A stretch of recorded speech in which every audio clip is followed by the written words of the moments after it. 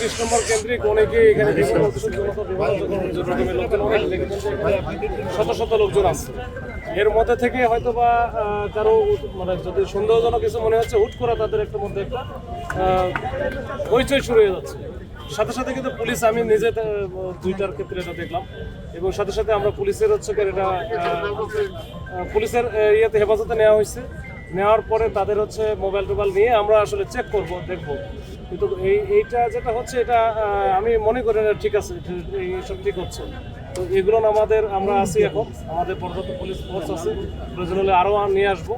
আর এটা যেটা হচ্ছে, এটা পুলিশ ফোর্স এখানে যারা আছে, এটা আসলে একেবারে স্বাভাবিক একটা প্রক্রিয়ার মধ্যে আমাদের নিরাপত্তা নিশ্চিত করার জন্যই আমরা আছি এখানে। শুধু এখানে না, সব জায়গায় আছে।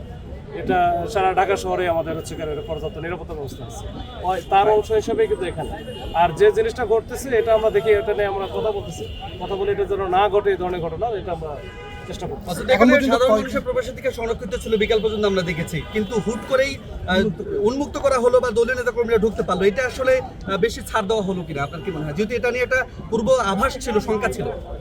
এটা এখানে আসলে সংরক্ষিত না, এটা সবার জন্যই উন্মুক্ত। বিকেলের দিকে হয়তো বা কি অবস্থা ছিল জানি না, তবে এটা যে কেউই আসতে পারে, এটা নিয়ে আর সমস্যা নাই। এখানে যাচ্ছে, লোকজন চলাচল করতেছে। হয়তো বা আমরা অধিকত নিরাপত্তা নিশ্চিতের জন্য দুই পাশে ব্লক দিয়ে আটকানো আছে, যেন গাড়িটা না যেতে পারে। যেন সব মশার বিরুদ্ধে সুরক্ষা দিতে এলো বসুন্ধরা এক্সট্রিম অ্যারোসল, মশার বিরুদ্ধে এক্সট্রিম সুরক্ষা। এটা আবার নতুন করে অন্য কোনো ঘটনা যেন না ঘটে, ওইটার সতর্কতা হিসেবে। কিন্তু এমনি একেবারে এখানে কেউ ঢুকতে পারবে না এরকম কোনো বিষয় নাই, এখানে সবাই ঢুকতে পারবে।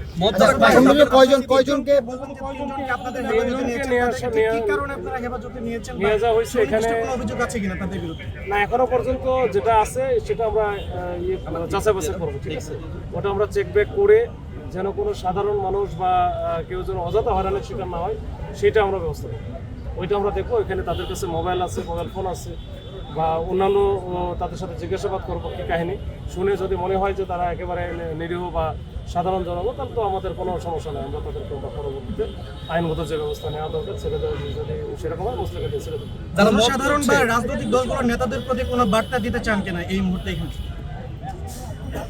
যারা মব করছে, বা সেই জায়গা থেকে যারা মব করছে তাদের কি বলতে চান? তাদেরকে কোনো বার্তা দিতে চান? মবের ব্যাপারে তো সবসময় আমাদের হচ্ছে জিরো টলারেন্স আছে, যে মব করা যাবে না, মব করার কোনো সুযোগ নেই, আমরা দিব। মাসুদ ভাই, আপনি তো এখন আছেন, এখন কি আর মব হবে কিনা? এই যে 3 জন হইলো, এটা তো মবের মাধ্যমে আপনাদের হাতে তুলে দেওয়া হলো না। মব জিনিস একটা আলাদা জিনিস, আর মবের মাধ্যমে দেওয়া যেটা বলতেছে সেটা ভিন্ন জিনিস।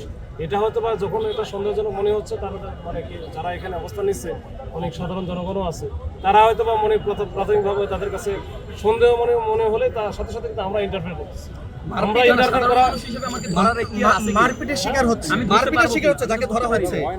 না, সাধারণ মানুষ হিসেবে, এমনি সাধারণ মানুষ হিসেবেও তোমার আপনি হচ্ছে ক্রিমিনাল যারা আছে তাদেরকে আপনি ধরতে পারেন।